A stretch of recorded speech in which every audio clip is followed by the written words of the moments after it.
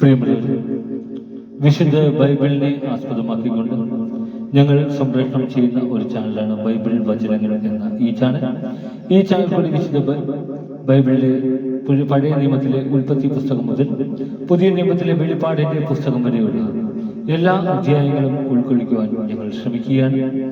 ഈ ദൈവവചന ഭാഗങ്ങൾ കേൾക്കുന്ന എല്ലാവരും ലോകത്തിന് ശാന്തിയും സമാധാനവും നന്മയും ഉണ്ടാകുവാൻ വേണ്ടി എന്നോടൊപ്പം സർവശക്തനായ ദൈവത്തോട് പ്രാർത്ഥിക്കുക. അതോടൊപ്പം തന്നെ ഈ ചാനൽ കാണുന്ന എല്ലാവരും ഞങ്ങളുടെ ചാനൽ ഒന്ന് സബ്സ്ക്രൈബ് ചെയ്യുക. സബ്സ്ക്രൈബ് ചെയ്ത് താഴെ കാണുന്ന ബെൽ ഐക്കൺ കൂടി ക്ലിക്ക് ചെയ്ത് ഞങ്ങളുടെ എല്ലാ അധ്യായങ്ങളും നോട്ടിഫിക്കേഷനായി നിങ്ങൾക്ക് ലഭിക്കാനായി ഞങ്ങളോട് സഹകരിക്കുക. പുതിയതായി കേട്ടു തുടങ്ങുന്നവർ ഉൽപ്പത്തി പുസ്തകം 1 മുതലുള്ള എല്ലാ അധ്യായങ്ങളും കേട്ട് ദൈവാനുഗ്രഹത്തിനായി പ്രാർത്ഥിക്കുക. ഒപ്പം എനിക്ക് വേണ്ടി കൂടി സർവശക്തനായ ദൈവത്തോട് പ്രാർത്ഥിക്കുക. നിങ്ങൾ എവിടെയും പ്രാർത്ഥനാ നിർഭരമായ സഹകരണം തുടർന്നും സഭയും പ്രതീക്ഷിച്ചുകൊണ്ട് ഇന്ന് നിയമാവർത്തന പുസ്തകം 20-ാം അധ്യായം. ധീരമായി യുദ്ധം ചെയ്യുക. നീ യുദ്ധത്തിന് പുറപ്പെടുമ്പോൾ ശത്രുവിന് നിന്നേക്കാൾ കൂടുതൽ കുതിരകളും രഥങ്ങളും സൈന്യങ്ങളും ഉണ്ടെന്ന് കണ്ടാലും ഭയപ്പെടരുത്. എന്തെന്നാൽ നിന്നെ ഈജിപ്തിൽ നിന്ന് കൊണ്ടുവന്ന നിന്റെ ദൈവമായ കർത്താവ് നിന്നോട് കൂടെയുണ്ട്. യുദ്ധം തുടങ്ങാറാകുമ്പോൾ പുരോഹിതൻ മുന്നോട്ട് വന്ന് ജനത്തോട് സംസാരിക്കണം. അവൻ ഇപ്രകാരം പറയട്ടെ: ഇസ്രായേലേ, കേൾക്കുക. ശത്രുക്കൾക്കെതിരായി നിങ്ങൾ യുദ്ധത്തിനിറങ്ങുകയാണ്. ദുർബല ഹൃദയരാകരുത്. അവരുടെ മുമ്പിൽ ഭയപ്പെടുകയോ പരിഭ്രമിക്കുകയോ അരുത്. നിങ്ങളുടെ ദൈവമായ കർത്താവാണ് നിങ്ങളുടെ കൂടെ വന്ന് ശത്രുക്കൾക്കെതിരായി യുദ്ധം ചെയ്ത് വിജയം നേടിത്തരുന്നത്. അനന്തരം നായകന്മാർ ജനത്തോട് ഇപ്രകാരം പറയണം: ഭവനം പണിയിച്ചിട്ട് അതിന്റെ പ്രതിഷ്ഠാകർമ്മം നിർവഹിക്കാത്ത ആരാണ് ഇക്കൂട്ടത്തിലുള്ളത്? താൻ യുദ്ധത്തിൽ മരിക്കുകയും മറ്റൊരാൾ അതിന്റെ പ്രതിഷ്ഠാകർമ്മം നിർവഹിക്കുകയും ചെയ്യാൻ ഇടയാകാതിരിക്കേണ്ടതിന് അവൻ വീട്ടിലേക്ക് മടങ്ങിപ്പോകട്ടെ. മുന്തിരിത്തോട്ടം നട്ടുപിടിപ്പിച്ചിട്ട് അതിന്റെ ഫലം അനുഭവിക്കാത്ത ആരാണ് ഇക്കൂട്ടത്തിലുള്ളത്? താൻ യുദ്ധത്തിൽ മരിക്കുകയും മറ്റൊരാൾ അതിന്റെ ഫലം അനുഭവിക്കുകയും ചെയ്യാൻ ഇടയാകാതിരിക്കേണ്ടതിന് അവൻ വീട്ടിലേക്ക് മടങ്ങിപ്പോകട്ടെ. സ്ത്രീയോടും വിവാഹ വാഗ്ദാനം നടത്തുകയും എന്നാൽ അവളെ സ്വീകരിക്കാതിരിക്കുകയും ചെയ്ത ആരാണ് ഇക്കൂട്ടത്തിലുള്ളത്? താൻ യുദ്ധത്തിൽ മരിക്കുകയും മറ്റൊരാൾ അവളെ സ്വീകരിക്കുകയും ചെയ്യാതിരിക്കേണ്ടതിന് അവൻ വീട്ടിലേക്ക് മടങ്ങിപ്പോകട്ടെ.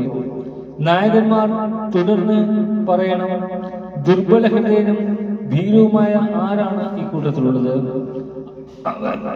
അവന്റെ സഹോദരന്മാരും അവനെ പോലെ ചഞ്ചലചിത്തരാകാതിരിക്കേണ്ടതിന് അവൻ വീട്ടിലേക്ക് മടങ്ങിപ്പോകട്ടെ. നായകന്മാർ ജനത്തോട് സംസാരിച്ചു കഴിയുമ്പോൾ ജനത്തെ നയിക്കുന്നതിനായി പടത്തലവന്മാരെ നിയമിക്കണം. യുദ്ധത്തിനായി നിങ്ങൾ ഒരു നഗരത്തെ സമീപിക്കുമ്പോൾ സമാധാന സന്ധിക്കുള്ള അവസരം നൽകണം. അവർ സമാധാന സന്ധിക്ക് തയ്യാറാവുകയും കവാടങ്ങൾ തുറന്നു തരികയും ചെയ്താൽ നഗരവാസികൾ അടിമകളായി നിന്നെ സേവിക്കട്ടെ. എന്നാൽ ആ നഗരം സന്ധി ചെയ്യാതെ നിനക്കെതിരെ യുദ്ധം ചെയ്താൽ നീ അതിനെ വളഞ്ഞ് ആക്രമിക്കണം. നിന്റെ ദൈവമായ കർത്താവ് അതിനെ നിന്റെ കയ്യിൽ ഏൽപ്പിക്കുമ്പോൾ അവിടെയുള്ള പുരുഷന്മാരെയെല്ലാം വാളിനിരയാക്കണം. എന്നാൽ സ്ത്രീകളെയും കുട്ടികളെയും കന്നുകാലികളെയും നഗരത്തിലുള്ള മറ്റെല്ലാ സാധനങ്ങളോടുമൊപ്പം കൊള്ളവസ്തുക്കളായി എടുത്തുകൊള്ളുക. നിന്റെ ദൈവമായ കർത്താവ് നിനക്ക് തരുന്ന ശത്രുക്കളുടെ വസ്തുവകകളെല്ലാം അനുഭവിച്ചു കൊള്ളുക.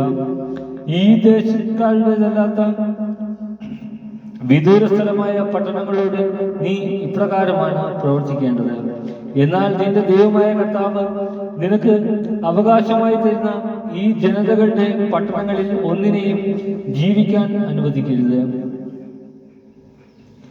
നിന്റെ ദൈവമായ കർത്താവ് കൽപ്പിച്ചിട്ടുള്ളതുപോലെ ഹിത്യർ,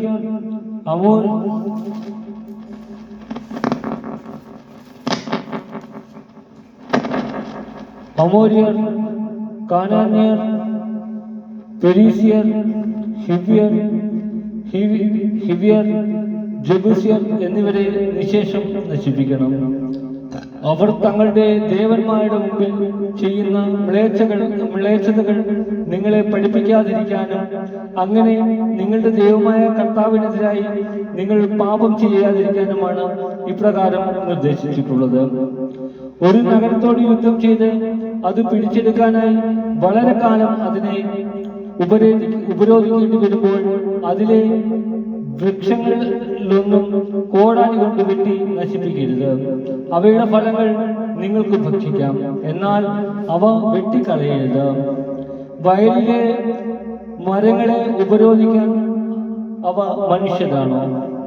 ഭക്ഷണത്തിന് ഉപകരിക്കാത്ത വൃക്ഷങ്ങൾ മാത്രം നശിപ്പിക്കുകയോ അവ വെട്ടി ആ നഗരങ്ങളോട് യുദ്ധം ചെയ്യാൻ ഉപകരണങ്ങൾ ഉണ്ടാക്കുകയോ ചെയ്തുകൊള്ളുക. നമ്മുടെ കർത്താവായ യേശുവേ,